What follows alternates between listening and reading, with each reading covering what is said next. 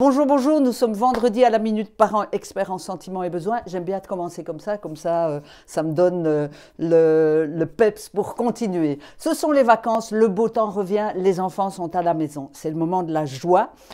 La joie, c'est une émotion essentielle pour le bien-être de tous. On y reviendra. On en reparlera plus tard, mais je la mentionne aujourd'hui parce que c'est une émotion qui accompagne toute rencontre et toute partage. Et justement, les vacances, c'est le temps de partage avec les enfants, c'est le temps de jeu avec les enfants, c'est le temps d'amusement avec les enfants. C'est le temps pour retrouver, nous, en tant que parents, cette joie profonde que nous avons lorsqu'on joue, ce rire puissant là, qui vient de l'intérieur des tripes et qui nous permet d'éclater, d'extérioriser la joie. Et c'est aussi le temps de lâcher prise de ces moments d'éducation ou éducatifs qui nous obligent entre guillemets, hein, à répondre tout le temps aux demandes et aux besoins incessants des enfants. Alors voilà, ce temps des vacances, c'est vraiment super nécessaire pour remettre de la fantaisie, de la chaleur, de la complicité, de la spontanéité dans les relations avec vos enfants. Alors vous allez me dire, comment faire? La première chose, c'est un peu comme le renard fait avec le petit prince ou le petit prince fait avec le renard, c'est-à-dire s'apprivoiser l'un l'autre. C'est permettre au stress, à l'anxiété, aux tensions, de les laisser partir et de connaître et de se connaître mutuellement pour pouvoir être disponible pendant ces moments de jeu. C'est aussi se donner des permissions en tant que parent, c'est-à-dire des permissions de lâcher le boulot pendant quelque temps. Oui, je peux me détendre, je peux je peux cesser de balayer, nettoyer, repasser, etc.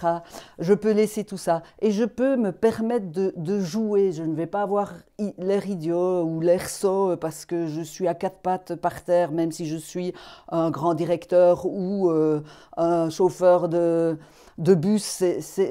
C'est pas ça l'important. L'important, c'est de pouvoir vraiment être en lien avec l'enfant au moment où vous le faites. Je peux aussi jouer aux fléchettes. J'ai pas l'air idiot si je rate tout et si mon petit-fils ou mon fils ado est vachement meilleur que moi. Et d'ailleurs, ça me fait penser à ma maman qui, quand elle avait 85 ans, son arrière-petit-fils lui a dit assieds-toi, mamie, par terre. Regarde, viens, assieds-toi. Et mamie l'a fait sans s'en rendre compte qu'elle ne pouvait pas, elle ne serait plus capable de se lever toute seule. Donc elle s'est assise par terre et nous avons dû être deux pour la relever parce qu'avec son âge, elle ne pouvait pas le faire. Voilà, c'est cette spontanéité qui est nécessaire pour pouvoir être dans le jeu. Il y a aussi, je joue vraiment et je ne fais pas plaisir à mon enfant et je ne fais pas quelque chose pour que mon enfant apprenne ou je ne fais pas de l'éducation. Là, je joue vraiment et je m'amuse. Alors, donc c'est important que vous choisissiez des jeux qui vous plaisent aussi. Alors, par exemple, si les jeux de table ne vous plaisent pas, vous pouvez coudre des petits habits avec vos enfants ou fabriquer une cabane dans le jardin, enfin voilà, faire ce genre de choses. Ce qui est important, c'est aussi ne pas s'attacher aux règles. Il y a parfois des jeux qui ont des règles à n'en plus finir. Permettez-vous de les adapter et d'aller à l'aise avec ces règles. Communiquez votre temps limite. Et bien souvent, les enfants n'ont pas la notion du temps. Et c'est comme ça qu'ils vont... voilà, mes petits-fils, nous sommes en train d'enregistrer. Tu voulais jouer aux fléchettes peut-être? Alors, comme l'enfant, c'est l'enfant qui choisit, à quoi vous allez jouer. Souvent, c'est mieux parce que, en fait, l'enfant est dirigé par son intérêt. Donc, c'est son intérêt qui va faire qu'il va être attentif, qu'il va être plongé dans le jeu. Et c'est ça qu'il va aimer. Et d'ailleurs, si vous avez l'occasion de lire le livre de Céline Alvarez ou d'aller voir son site, je vous le conseille vivement. C'est extrêmement intéressant.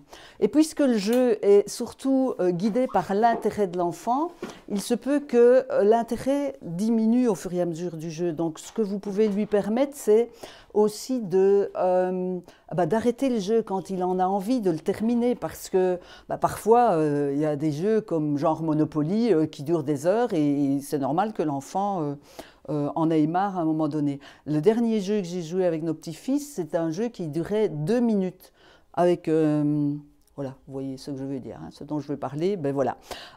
C'était vraiment 2 minutes.